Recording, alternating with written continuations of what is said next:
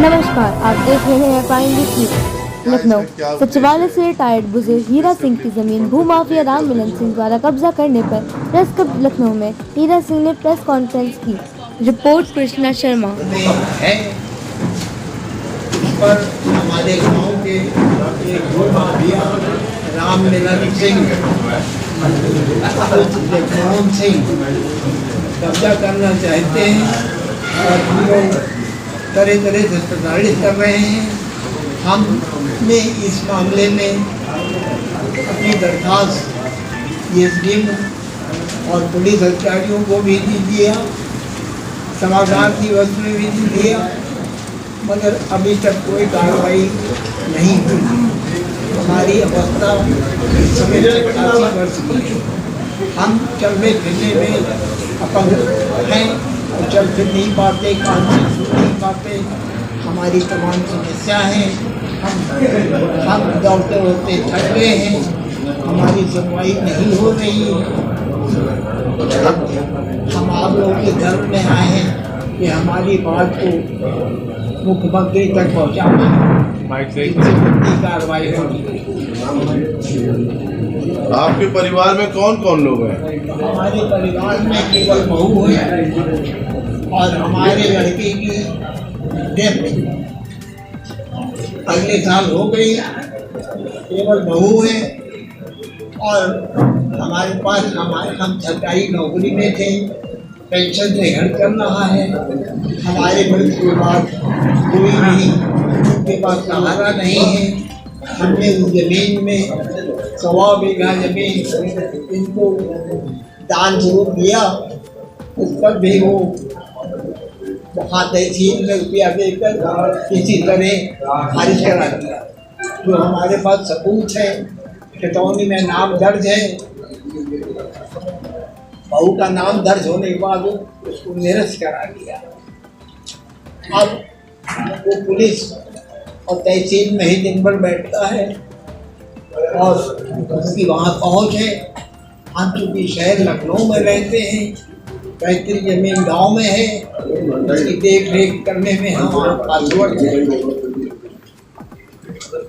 जब आप शासन प्रशासन से न्याय की गुहार लगाए तो शासन प्रशासन की तरफ से आपको क्या कुछ बताया गया? अभी तक हमको कोई भी जवाब नहीं मिला है। हम दरखास्त देने के बाद हमको कुछ भी नहीं सूचना मिली। एसडीएम से आपने जो है एसडीएम को दरखास्त दी, उस पर कोई कार्रवाई न होने के बाद सीएम जिस दिन समाचार दिवस में बैठे वहाँ भी हमने दरखास्त दी है, मगर उस पर भी अभी तक कार्रवाई नहीं हुई है। तो हमारे पास रसीद मौजूद है जो तहसील में हमने दिया है। उत्तर प्रदेश सरकार एक तरफ अपराधियों पर, भूमाफियाओं पर और भ्रष्टाचारियों पर अपनी बुलडोजर दौड़ाती है, तो क्या आपको लगता है कि आपके साथ इस तरह से बर्ताव किया जा रहा है तो आपको न्याय मिल पाएगा? जरूर न्याय मिल पाएगा। जब तक कोई बड़ा कदम न उठाया जाएगा तो वो बढ़ता रहेगा। हमारे अलावा गांव की तमाम जमीनों पर कब्जा कर रखा है। छोटे छोटे किसान, गरीब किसान मजदूरी करते हैं, उनको सता रहा है। और हमको भी, क्योंकि हम बाहर रहते हैं लखनऊ शहर में, तो हमको भी प्रताड़ित कर रहा है। आज आपने प्रेस कॉन्फ्रेंस किया, यहाँ मीडिया के माध्यम से सरकार से क्या अपील करना चाह रहे हैं?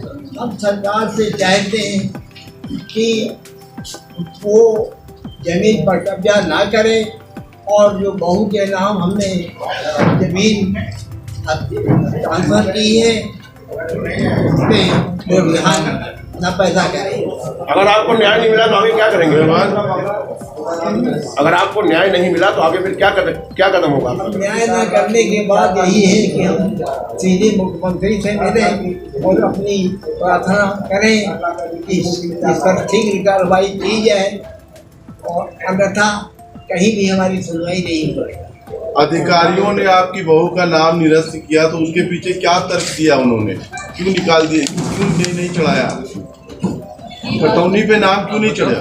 द्वितीय बात का उन्होंने उसमें वो लगाया, जो निरस्त किया है ना, तो उसमें उन्होंने दर्शाया तो यही है कि द्वितीय बात बाकी उन्होंने हम लोगों को कोई इन्फॉर्मेशन भी नहीं दी पहले से, नहीं तो हम लोगों ने ऑनलाइन देखा इनकी तो पैतृक संपत्ति थी, आपके नाम पे उन्होंने ट्रांसफर किया, तो क्या व्यवधान है, क्यों नहीं हुई? तो उन्होंने तो हम लोगों को तो पहले से तो कुछ नायब तहसीलदार से हमारे नाम वो आ गई थी जमीन। अच्छा। वो मतलब इन्होंने हमें ट्रांसफ़र करी थी 3 सितंबर को, और वो 23 नवंबर को हमारे नाम आ गई थी, दाखिल खारिज हो गया था, हम लोग के पास कागज थी, लेकिन 7 दिसंबर को भी दोबारा निरस्त हो गया, और वो भी बिना हम लोग की किसी तो जानकारी। क्या उन्होंने उसमें उन्होंने वित्तीय वाद बस यही दर्शाया, वित्तीय वाद के कारण ये निरस्त किया जाता है। तो ये हम लोगों ने खुद online- समाधान दिवस में जब हम लोग वहाँ मिलने गए तो उन्होंने तो ये नायब तहसीलदार से मिली थी, तो उन्होंने कहा था कि आपका जो खेत का प्रकरण है उसमें द्वितीयवाद है। तो हमने कहा द्वितीयवाद क्या है आप बताइए। तो उन्होंने बोला कि याद करके कि आप उसमें कोर्ट केस चल रहा है इसलिए हम लोग कुछ नहीं कर सकते, आप कोर्ट में जाइए, जो कुछ कहना आप वही कहिए।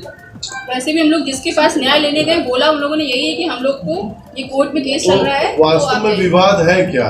क्योंकि कैसे कोई किसी की प्रॉपर्टी पे या संपत्ति पे दावा नहीं करेगा, आप बताइए, क्योंकि आप सही बताएंगे तो वही हम लोग जो है चलाएंगे, आपको न्याय मिल पाएगा। 2019 में क्योंकि पापा रिटायर हो गए थे और पैसे की सख्त जरूरत थी, हमारी सास बीमार थे, तो ये हुआ कि इसको हम लोग ज़मीन है जो उसको बेच के उसको उनका इलाज कराएंगे। लेकिन उसमें जब खरीदार खोजा गया तो फिर गांव के जो राममिलन सिंह है वो आए सामने, उन्होंने कहा कि हम आपकी ज़मीन को बिकवाएंगे, और सौदा जो तय हुआ 60 लाख तय हुआ सौदा, उसमें उन्होंने कहा था कि 5 लाख रुपए हम आपको अग्रिम राशि देंगे, और वो सौदा तय होके आगे उसके ऊपर बात भी ठीक है, आप 60 लाख की ज़मीन बिकवा दीजिए और जो कुछ होगा धीरे धीरे करके 12 महीने का एग्रीमेंट कराया था। लेकिन क्या हुआ, उन्होंने नोटरी पर तो 60 लाख रुपए दर्शित किया, साथ में नीचे तो धोखे से 4 लाख पे भी साइन करा दिए, 4 लाख रुपए को वो 1.5 बीघा जमीन, जबकि उसकी कीमत शायद 60 लाख से भी ज़्यादा थी उस समय, क्योंकि उनको ज़रूरत थी इसलिए उन्होंने 60 लाख का हामी भर दी। 2019 की बात है, उसमें से उन्होंने कुछ ज़मीन बेची भी, 500 ज़मीन बेचा भी था, और उसमें भी उन्होंने कमीशन पूरा पैसा नहीं दिया था, अग्रिम राशि के पैसा भी पूरा नहीं दिया था इनको, और उसमें पैसे के मामले में वो हेर फेर करते रहे बराबर शुरू से। जमीन जब पेपर आप लिखवाते हैं तहसीलदार के यहाँ पे बोला जाता है कि आपने इतना पैसा मिला, इतनी जमीन आप लिख रहे हैं, तो कैसे इस तरह से कैसे हो सकता है कि आपकी जमीन जो है? देखिए वहाँ पे बहुत सारी चीज़ें ऐसी होती हैं जो पता नहीं चलती हैं, और क्योंकि ये इनके ही साइन होने थे, इन्हीं का सब कुछ होना था, तो इनको पता ही नहीं चला। हम लोग थे नहीं उसमें, हम तीनों मेंबर नहीं थे, ये थे, इनके पुत्र थे जिनकी भी डेथ हो गई है। तो इन्होंने उस ऊपर वाले जो नोटरी वाले पेपर थे उसके नीचे रख के धीरे सब साइन करा दिए। साइन तो करा लिया, अच्छी वाला की हो गई, ठीक है, करता रजिस्ट्री तो पूछा जाता आपको पेमेंट हो गया नहीं हो गया।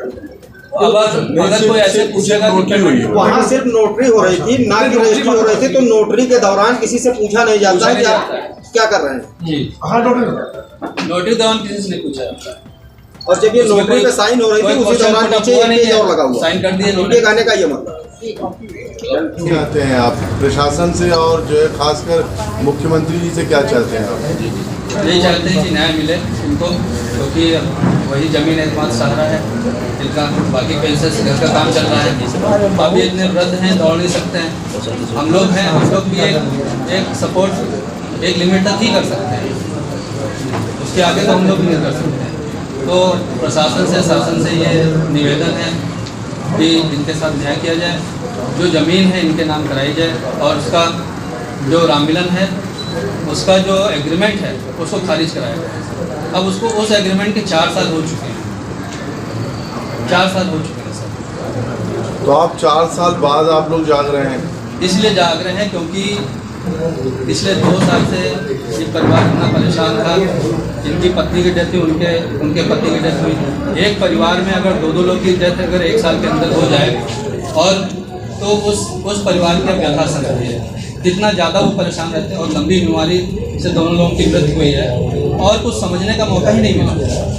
अच्छा, जब हमारे साले थे तो हम लोग इतना इंटरफेयर नहीं करते थे, क्योंकि वो अपने काम अपने आप करते रहते थे। जब हमारे साले की डेथ हो गई उसके बाद जब चीज़ें उजागर हुई 2022 में उन्होंने हमें नोटिस भेजा कि आप हमें ज़मीन हमारी उनके नाम कर दीजिए। तब हमें पता चला कि ये 60 लाख के अलावा भी कोई ऐसा डॉक्यूमेंट है जिसको ये लोग पेश कर रहे हैं सामने। फिर हम लोग तहसील गए। तहसील में जब हमने उस कागज़ को निकलवाया तो ये पता चला ये एग्रीमेंट तो 4 सर्टिफाइड रजिस्टर्ड एग्रीमेंट हुआ है 4 लाख, अन्यथा हम लोग को पता भी नहीं था ये 4 लाख में एग्रीमेंट हुआ है। तो आप लोगों ने न्यायपालिका का दरवाजा नहीं खटखटाया? न्यायपालिका देखिए, ये हम लोग लगभग 7-8 महीने से लगातार जा रहे हैं, लगातार तहसील जा रहे हैं। तहसीलदार के पास हम लोग जा जाके उनके आवास पे, उनके कार्यालय पे जाके 5-5 घंटे हम लोग खड़े रहे कि मिल जाए।